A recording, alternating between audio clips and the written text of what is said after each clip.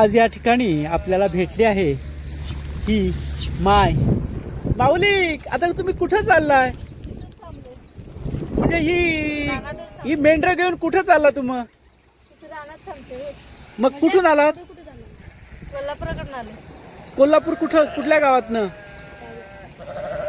कागल कोल्हापूर पट्टणकडून.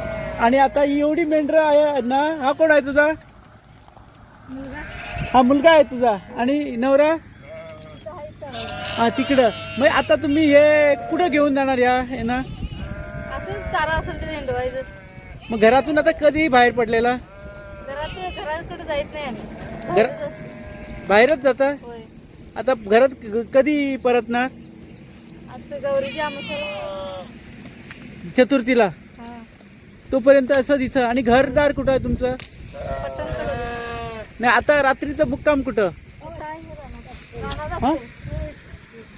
झोपडी बांधली? अच्छा अच्छा अच्छा. आणि तुम्ही असं बाळू मामा फिरतात तसं फिरतात वय?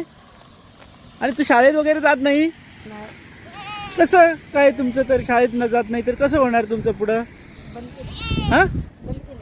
काय बनतील? तुला शिक्षण करायला नको? हा? मग असं तू आता मेंढरं घेऊन फिरलास तर शिक्षण कसं करणार? शाळेत जात नाही तू? बंद केली?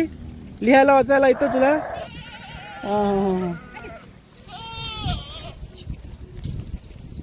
तर हे होतं मेंढपाळ. वाटेत वारीत जाताना आपल्याला भेटलेली ही गरीब लेकरं. जशी बाळू मामा आपली मेंढरं घेऊन गावोगाव फिरत, तशी ही माय माऊली आपल्या मुलाबाळासह फिरते. खरंच फार कष्टाचं जीवन ही मंडळी जगत आहेत. खरोखरच बाळूमामाचा अवतार. मुला बाळा, इथे हा बाळूमामा जसा मला भेटला आहे, खरोखरच हा बाळूमामाचाच अवतार आहे. रामकृष्ण हरी.